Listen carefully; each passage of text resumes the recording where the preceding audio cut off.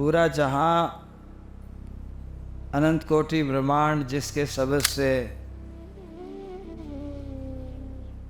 रचना हुई उनकी, जिस समृत के शब्द से रचना हुई,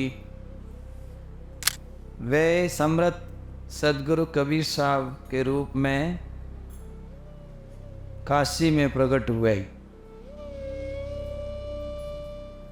नानक साहब का ये पद कहता है कि ऐसे समृत सदगुरु कबीर साहब के मैं बली बली जाऊं।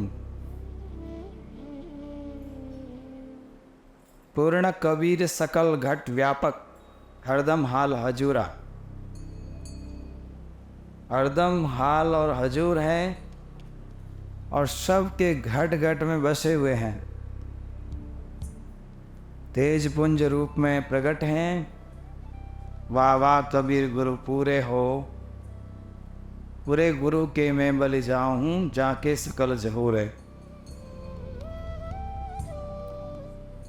नाम कबीर जपे बड़ भागी, नानक चरणन की धूड़े हो। देखो नानक साहब का क्या कहना है। मनुष्य तन पाकर जो सत्य नाम का भजन करते हैं, कबीर साहब का नाम इष्ट धारण करते हैं, वे बहुत ही भाग्यशाली होते हैं। नाम कबीर जपे बड़ भागी। कबीर साहब का नाम भाग्यशाली ही ले सकता है। जिसको मिला है वो बहुत भाग्यशाली है। नाम कबीर सा बड़े जपे बड़ भागी, नानक चरणन की धूड़ा हो।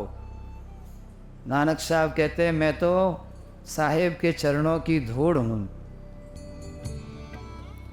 वाह वाह कबीर गुरु पूरे हो, पूरे गुरु मैं बले जाऊँ। अदर दुलीचा पूरे गुरु उनके, शिव ब्रह्मा जाऊँ झूला। शिव ब्रह्मा आदि देवता जो सृष्टि के कर्ता धर्ता है,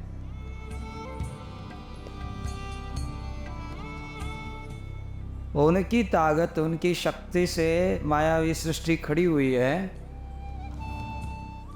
परंतु इस सतगुरु की लीला कुछ अलग है। शिव ब्रह्मा जहाँ भूला है तो कहते हैं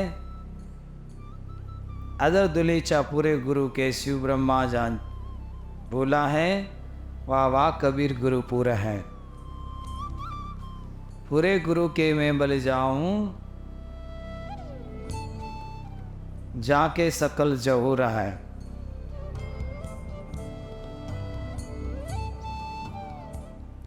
नाम कबीर सबे बड़ भागी, नानक चरणन की धूड़ा है।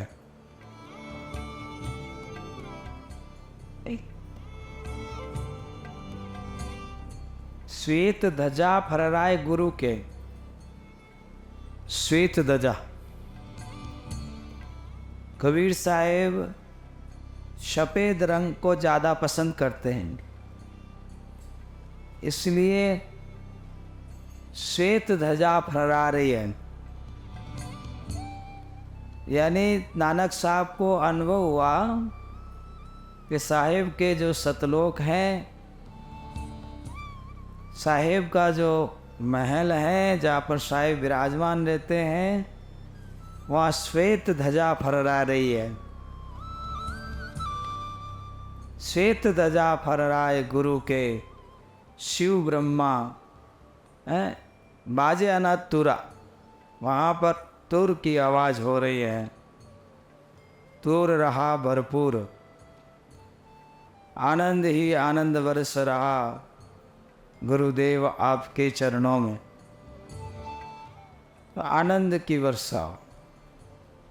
ये सब कब होगा? तन थिर होगा, मन थिर होगा, वचन स्थिर होगा, सुरती नृत्य स्थिर होगी, तब ये सारी बातें अपने को अनुभव में आएगी और अपन उसको जान सकेंगे।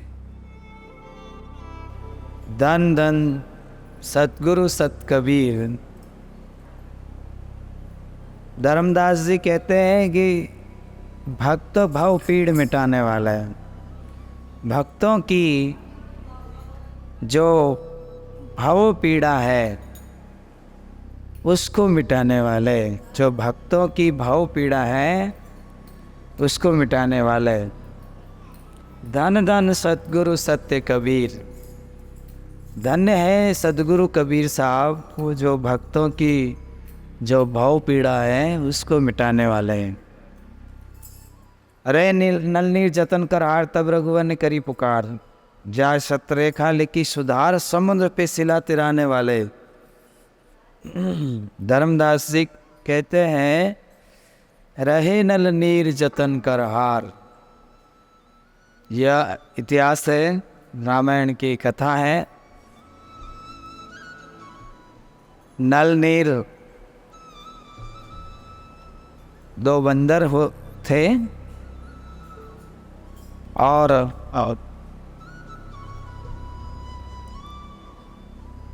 वो बड़े चंचल थे।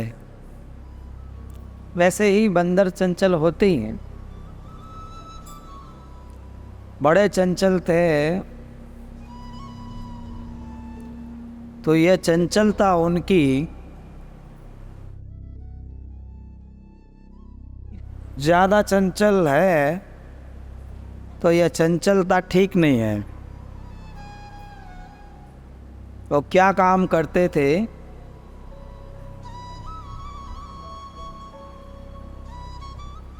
ज़्यादा जो चंचल कोई भी होते हैं वो अपनी बुद्धि से काम नहीं करते हैं, क्योंकि अति चंचल जिनका मन होता है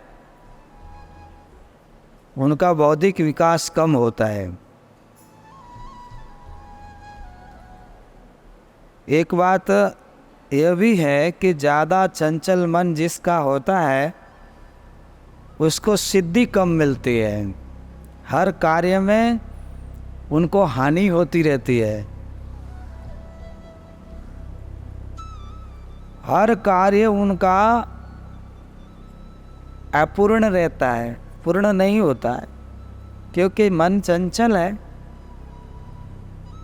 कोई दाई हो, माई हो, भाई हो, आप अपने आसपास में, अड़ोस में, पड़ोस में देखो, अनुभव करो। जिन जिन लोगों की आंखें स्थिर नहीं है, कान स्थिर नहीं है, मन चंचल है, वे स्थायी काम को प्राप्त नहीं होते। कोई स्थायी काम नहीं कर सकते हो। कोई पद या नौकरी या ऊंचे ओहदा पर नहीं जाकर के नाम नहीं कमा सकते हो, क्योंकि उनका मन चंचल है। तो सत्संग किस लिए करते हैं कि मन निश्चल हो जाए, स्थिर हो जाए। मन की चंचलता कब कम होगी? जब तन स्थिर होगा। अब तन जिसका स्थिर नहीं है तो मन स्थिर कैसे होगा?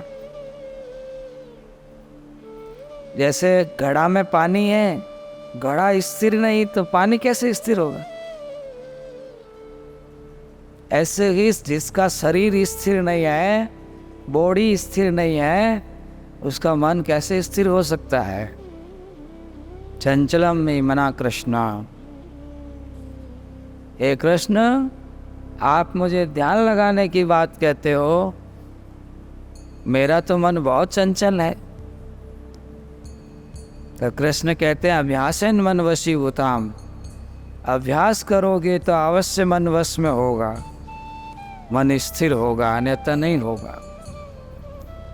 मन को स्थिर करना है, बड़ा काम है। मन का कंट्रोल बुद्धि करती है, और बुद्धि हमें सत्संग से, गुरुजनों से मिलती है, अपने से बड़ों से मिलती है। तो अपने को बड़ों से बुद्धि मिलती है, अगर विनम्रता नहीं है, नम्रता नहीं है, ज्ञान ज्ञान किसको होता है? जो विनम्र होते हैं। विद्या ददाति विनयम, विद्या उन लोगों के पास होती है, उनको विद्या आती है जो विनम्र होते हैं, झुकते हैं। जो अहंकारी है, अभिमानी है, उसको कहाँ से विद्या आएगी? ना विद्या आती, ना चंचल मन स्थिर होता, ना कोई कार्य की सिद्धि होती। इसलिए पहला यत्न करें कि तन स्थिर हो, दूसरा यत्न करें कि मन स्थिर हो। जिनका तन मन स्थिर है वे अवश्य वचन संभाल के बोलेंगे, नहीं तो उनका वचन अच्छा नहीं है, क्या से क्या बोल देते हैं। जिनके पास वाणी का तप नहीं है तो उनका आशीर्वाद भी नहीं फलता है। जिनका वाणी का तप है उनका दिया हुआ आशीर्वाद फलीभूत होता है। इसलिए तन मन को वश कर लो साधु। धर्मदास जी कहते हैं कि कबीर साहब के सिद्धांत में तन मन को पहले स्थिर करना होगा। तन मन को स्थिर करो, तन मन को वश कर लो साधु।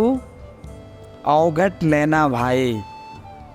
अवघट किसे कहते हैं? अवघट घाट बात है जीना, जीना चालन हार। अरण उड़ान उड़ो मन मेरा, जब पाओ दीदार। अवघट घाट, घाट घाट सभी अवघट भरे न कोई। अवघट घाट कबीर सा का भरे से निर्मल होए। ये सब बड़ी गंभीर बातें हैं। अवघट, पहले घाट फिर अवघाट। घाट का मतलब इंद्रियां, शरीर की इंद्रियां। हाँ, अब हम कान के घाट से शब्द सुन रहे हैं, आँखों के घाट से दर्शन कर रहे हैं, है ना? ये घाट है। आध्यात्मिक भाषा में घाट किसे कहा गया? ज्ञान इंद्रियों को घाट कहा गया। अवघट, बिना इंद्रियों के भजन हो वो अवघट का घाट बाट है जीना। बड़ी जीनी बातें हैं। जीना चालन हार। जो भजन करते हैं बड़े सूक्ष्म, जीना मतलब सूक्ष्म ख्याल रखते हैं, ध्यान रखते हैं कि मैं कोई गलत तो नहीं बोल रहा हूँ, मैं कोई गलत तो नहीं देख रहा हूँ, मैं किसी को गलत वचन तो नहीं दे रहा हूँ। वो सब बड़े सूक्ष्म से अपने आप को देखते हैं, अपने मन को चेक करते हैं। मेरा मन किसका चिंतन कर रहा है? रजोगुणी है, सतोगुणी है, तमोगुणी है? मेरा मन कौन से गुणों में है? वो सब जीना ज्ञान है। 8 पौर असवार सुरत पे अपनी सुरती को 8 पौर चेक करता रहे, मन को चेक करता रहे, वही सहज की माला फेर सकता है। वही सहज की माला फेर सकता। तन निरोध, मन निरोध, तब आत्मा में नाम जागृत होता है।